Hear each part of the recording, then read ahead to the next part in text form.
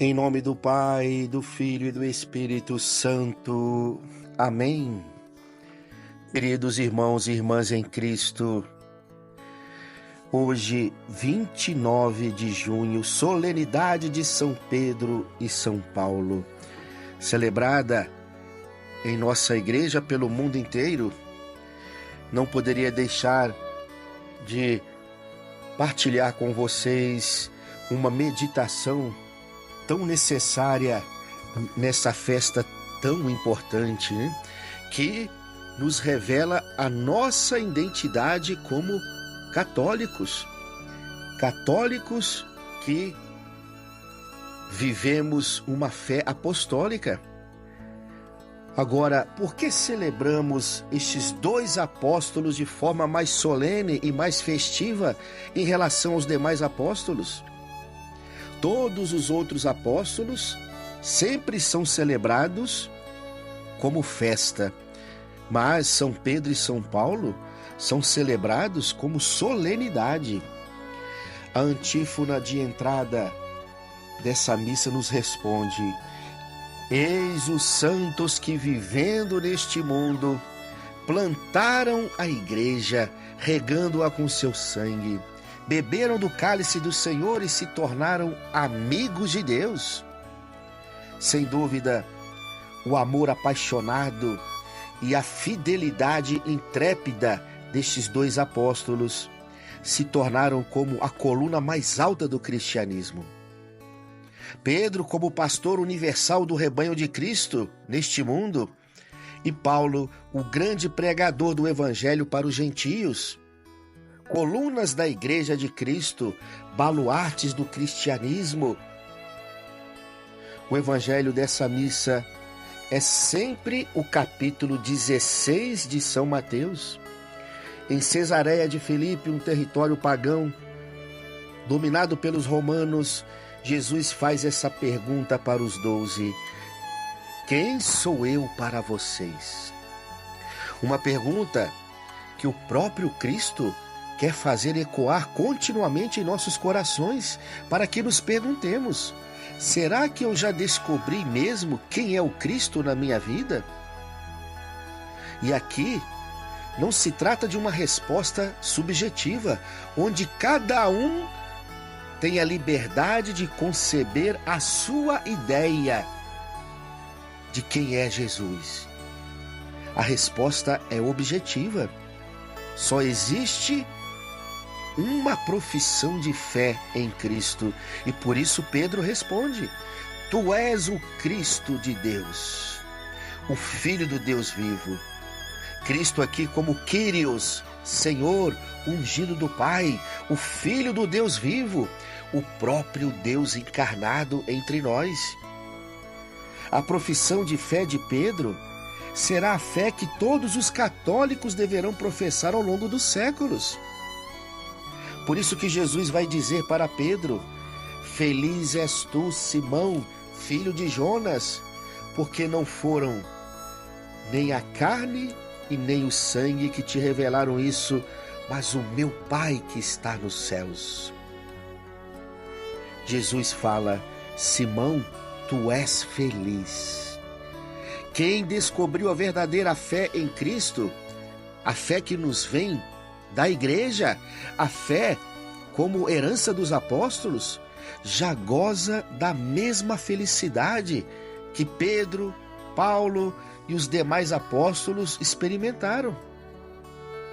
E os apóstolos eram tão felizes, tão firmes em sua fé no Cristo, que foram capazes até mesmo de derramarem o próprio sangue em sinal de testemunho e de fidelidade ao Cristo.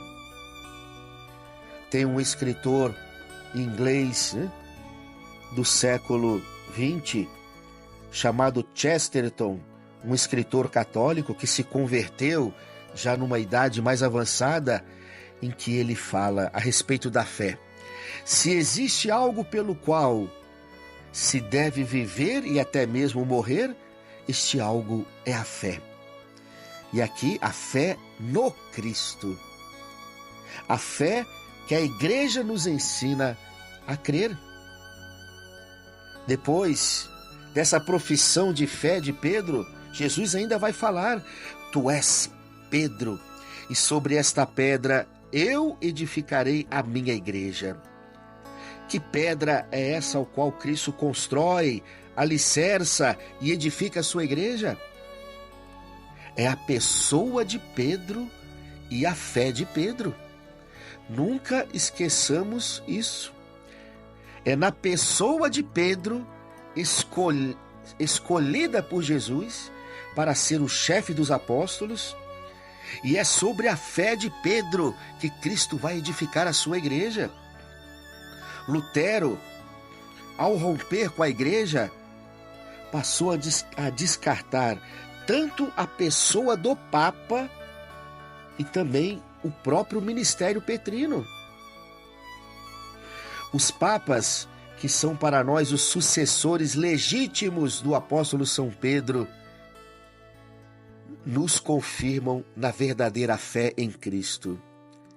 E até hoje, até o nosso Pedro atual, Leão XIV, já tivemos 267 papas, 267 sucessores legítimos do apóstolo São Pedro. Somente a Igreja Católica possui essa sucessão apostólica. Isso porque somente nela existe o ministério petrino. Jesus, nos santos evangelhos, sempre mostrou de forma clara o seu desejo de fazer de Pedro o líder dos apóstolos e o chefe universal de sua igreja. Por isso, meditemos a respeito da fé de Pedro. Simão se torna pedra pela sua fé sólida, pura e inabalável em Cristo. A fé de Pedro edifica a igreja de Cristo, porque nos mostra como Cristo deve ser crido, como Cristo deve ser amado. Quem sou eu para vocês? É a pergunta de Jesus que ainda ecoa no coração do mundo. Mais um profeta? Mais um líder religioso que veio a este mundo para fundar mais uma religião? Um espírito evoluído, como os kardecistas nos falam? Ou apenas um revolucionário de cunho político-social? A resposta sempre deverá ser a mesma ao longo dos séculos, de forma imutável. É a profissão de fé que Pedro fez. Tu és o Cristo, o Messias, o Filho do Deus vivo, ou seja, o próprio Deus humanado, o Senhor do universo. Essa é a fé de Pedro. É assim que Cristo deve ser crido, amado, seguido e testemunhado para o mundo. Uma pessoa só se torna membro da Igreja de Cristo se professa e se vive essa mesma fé de Pedro. Essa fé que é como uma pedra, um rochedo, porque é imutável. Não pode ser mudada e nem diminuída ao longo dos séculos e nem segundo as modas deste mundo. Mas hoje também celebramos o grande apóstolo dos gentios, São Paulo. São Paulo, que não chegou a conhecer Jesus de Nazaré enquanto ele ainda vivia neste mundo, mas teve o seu encontro pessoal com Cristo ressuscitado, enquanto ainda era Saulo, o terrível perseguidor dos cristãos. E assim, um dia, a caminho de Damasco, onde realizaria uma grande prisão de cristãos naquele lugar, Cristo ressuscitado aparece para Saulo, dizendo: Saulo, Saulo, por que me persegues? E veja, Jesus aqui nem estava mais presente de forma física, material, como estava enquanto convivia com os apóstolos. Jesus estava presente, sim, como Cristo ressuscitado, no coração e na fé dos seus seguidores. Mas ele fala para Saulo: por que me persegues?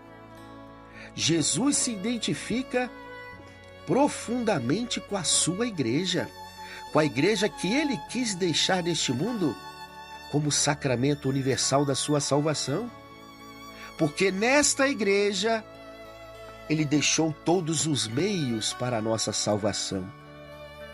Os 7 sacramentos, a sua palavra, a sua doutrina, o ministério petrino, a sucessão apostólica, o sacerdócio ministerial.